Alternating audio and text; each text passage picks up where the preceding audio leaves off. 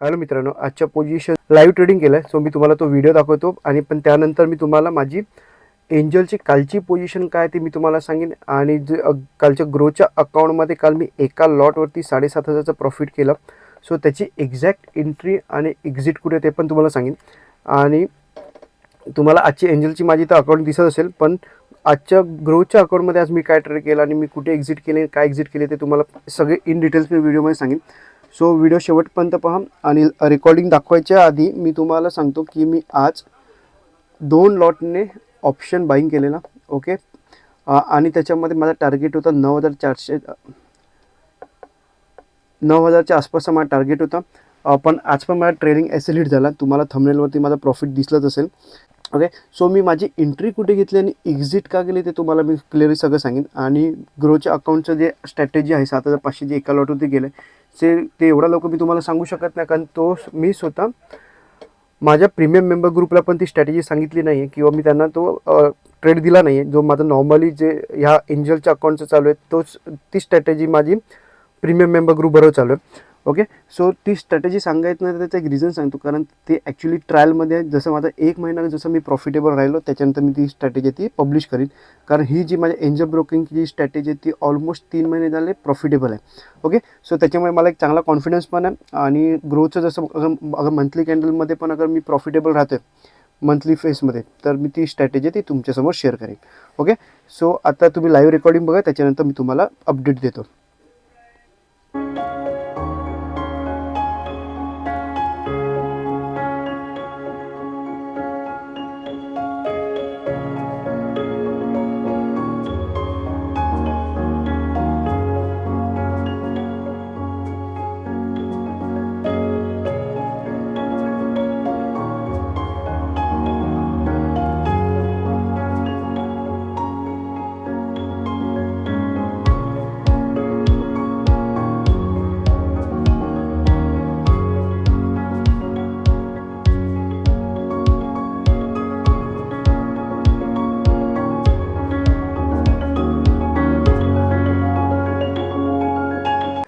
Hello मित्रांनो, तुम्ही तर आता लाईव्ह रेकॉर्डिंग बघितली असेल.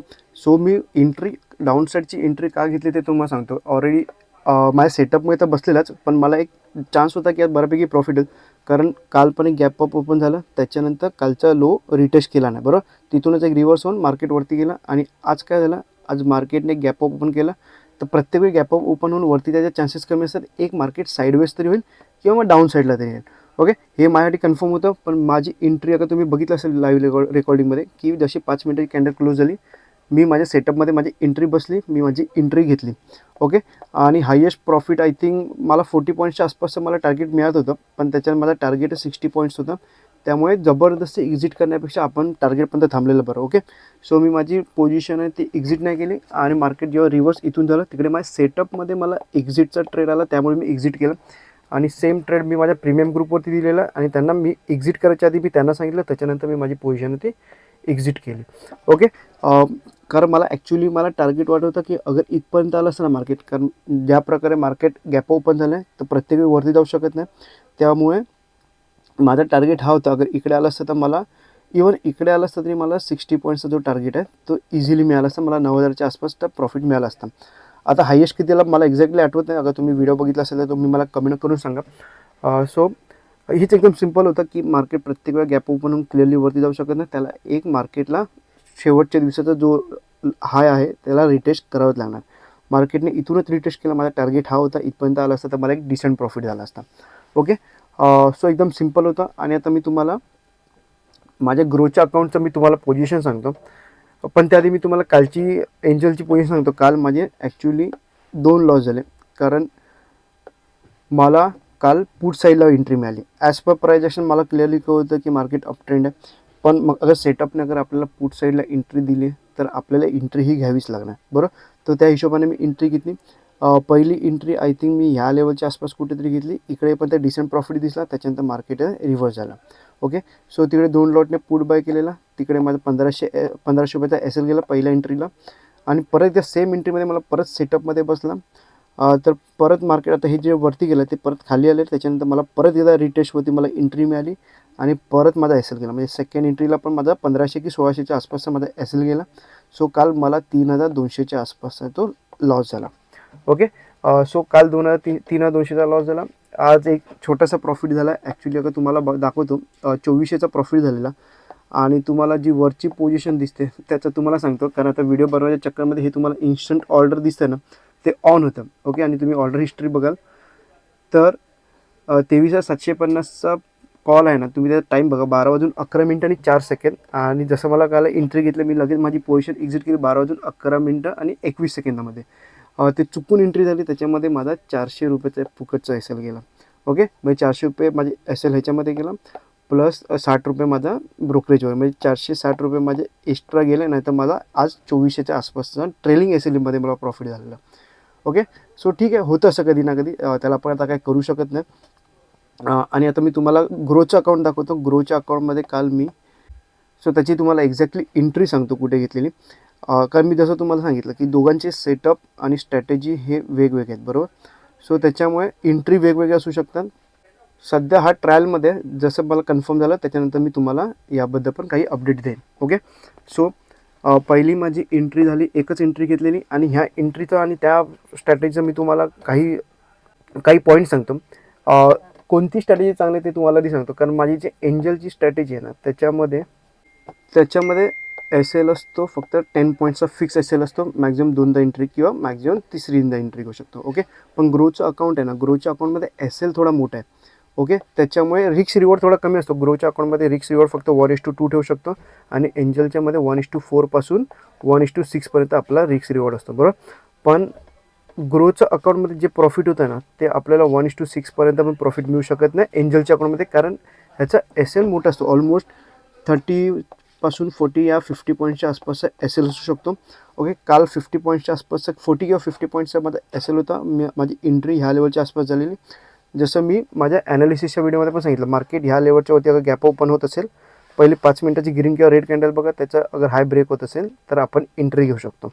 ओके, त्याप्रमाणे एंट्री अलीकडे, आणि मी एकदम टॉपच्या इथे आय थिंक ह्या लेवलच्या आसपास काहीतरी 100 पॉईंट कॅप्चर केले ऑप्शन बाईंगमध्ये.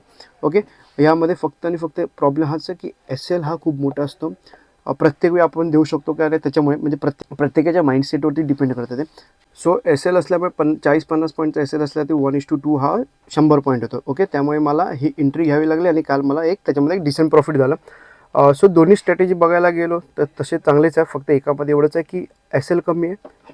स्ट्रॅटेजी तर कोणती बरी ते आपल्यावरती डिपेंड आहे, कारण आपल्याला एक कमी एस एलमध्ये आपलं एक डिसेंट प्रॉफिट बुक करायचं आहे, की एक जास्त एस एलमध्ये एक मोठं प्रॉफिट बुक करायचं आहे. ओके, कारण एका लॉटवरती ह्या स्ट्रॅटेजीमध्ये एंजल ब्रोकिंगच्या स्ट्रॅटेजीमध्ये 7,500 येणं थोडेसे चान्सेस कमी असतात. ते पण अगर तुम्ही ग्रोच्या अकाउंटमध्ये बघत असाल तर आपल्याला रिक्स रिवॉर्डवरती काम करावं लागतं. मग भले आपल्याला 50 पॉईंटचा एस एल अगर दिसत असेल तर आपल्याला कमीत कमी 100 पॉईंटसाठी थांबावं लागणार. कारण अगर आपल्याला लॉंग टर्ममध्ये अगर प्रॉफिटेबल व्हायचं असेल तर आपल्याला 1:2 हा टार्गेट हा घ्यावाच लागणार. त्याचं एक्झाम्पल तुम्हाला आजच्या ट्रेडमध्ये पण दिसेल, कारण आज मी सेम सेटअप होता आजचं पण. मी आज एंट्री जसं मी बोललो गॅप ओपन झालं, अगर माझी 5 मिनिटाची अगर रेड किंवा ग्रीन कॅन्डल मिळाली त्याच्यानंतर मी मार्केटला वरती जाईल. सो माझी एंट्री ह्या लेवलच्या आसपास घेतली, 9:35च्या आसपास एंट्री घेतली. मी तुम्हाला टाईम पण दाखवेन आणि पोझिशन पण दाखवतो. इकडे एंट्री घेतली, माझा एस एल आज 40 पॉईंट्सचा माझा एस एल होता. माझा टार्गेट होता 80 पॉईंट्स. ओके, आणि अगर तुम्ही बघाल तर इकडे येईपर्यंत माझा टार्गेट हा 70 पॉईंट झाला. ओके, पण फक्त 10 पॉईंटने माझा एस एल वाचला, आणि त्याच्यानंतर माझा ट्रेलिंग एस एल इकडे हिट झाला. तुम्हाला मी पोझिशन दाखवतो. तुम्ही बघत असाल 78 रुपीज मी मायनसमध्ये. आणि अगर तुम्ही ऑर्डर बुक बघाल 23,750चा कॉल आहे. तिकडे टाईम बघा 9:35 मी एंट्री घेतली 154च्या प्रीमियमला. ओके, आणि त्याच्यानंतर माझा एस एल होता 113 पॉईंट, म्हणजे ऑलमोस्ट 40 पॉईंटचा माझा एस एल होता. आणि 10:15 मी माझी पोझिशन आहे ती स्क्वेअर ऑफ केली 153, म्हणजे ऑलमोस्ट कॉस्ट टू कॉस्टच पकडा. ओके, ह्या लेवलच्या आसपास मी माझी पोझिशन आहे ती स्क्वेअर ऑफ केली. आणि 10:30च्या आधी का तुम्ही त्याचा टाईम बघाल, आपण एकदा टाईम बघूया.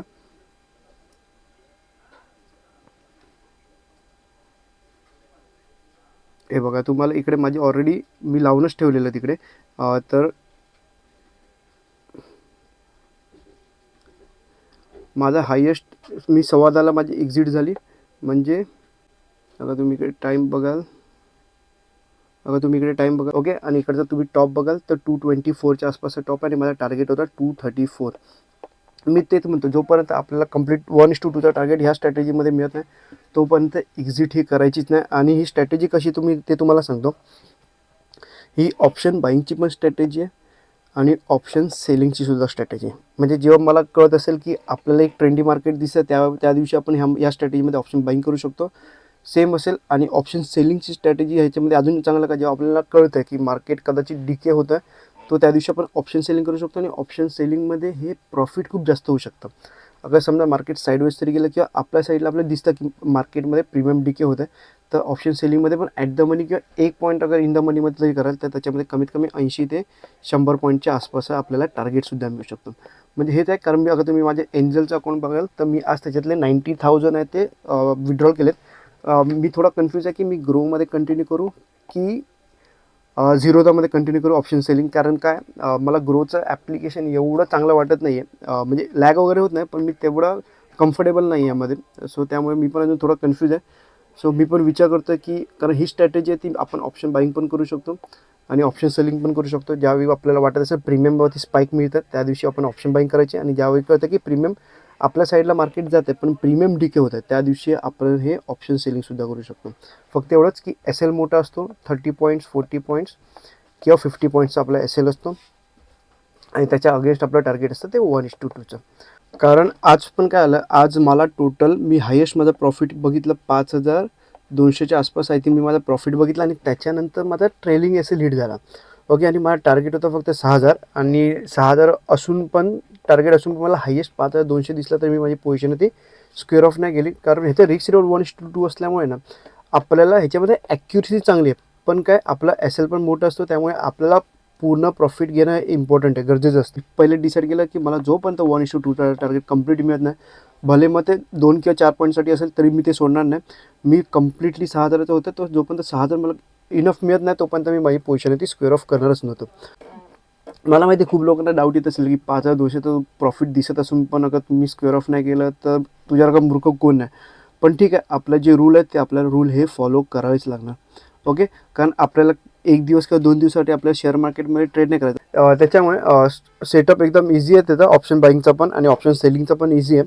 आणि हा सेटअप ॲक्च्युली मी 2 आठवड्यापासून पेपर ट्रेड करतो आहे. म्हणजे मी फक्त सिस्टमवरती बघतो आहे आणि मी ट्रेड करतो आहे. सो त्याच्यामुळे मला 2 आठवड्यामध्ये मला थोडा प्रॉफिटेबल वाटलं, एक बऱ्यापैकी प्रॉफिटेबल वाटलं. त्यामुळे मी म्हटलं आता 1 महिना आपण एक सिंगल लॉटवरती ट्राय करू. ओके. आणि तुम्हाला माहितीच आहे की तुम्ही अगर माझे जुने सबस्क्रायबर्स आहे तुम्हाला माहिती आहे की मी प्रत्येक वेळी नवीन स्ट्रॅटेजीवरती काम करत असतो. पण मी माझ्या खिशातून पैसे टाकतो का तर नाही. मी जे प्रॉफिट जे कमवतो माझ्या मेन अकाउंटमधलं, भले मध्ये एक कमी प्रॉफिट असू दे किंवा जास्त प्रॉफिट असू दे की एक डिसेंट प्रॉफिट असू दे, तेच प्रॉफिट मी माझ्या दुसऱ्या अकाउंटमध्ये टाकतो आणि त्याच्यामध्ये नवीन स्ट्रॅटेजी ती डिप्लॉय करत असतो.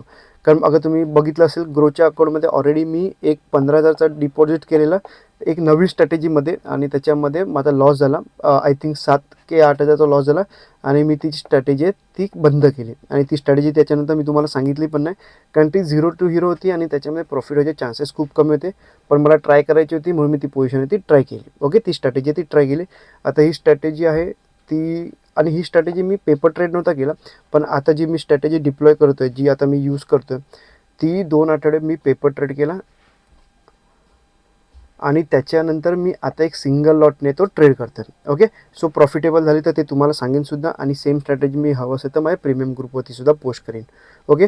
सो तुम्हाला कोणती स्ट्रॅटेजी हवी असेल तुम्ही मला सांगा, पण आता नको. ॲटलिस्ट ह्या स्ट्रॅटेजीला 1 महिना होते त्याच्यानंतर आपण ते डिसाईड करू. आणि मी झिरोदामध्ये करू की ग्रोमध्ये ऑप्शन सेलिंग करू ते तुम्ही मला कमेंट करून सांगा. ओके. आणि अजून तुम्हाला काही डाऊट असेल तर कमेंट करा आणि हा व्हिडिओ आवडला असेल तर लाईक करा. धन्यवाद.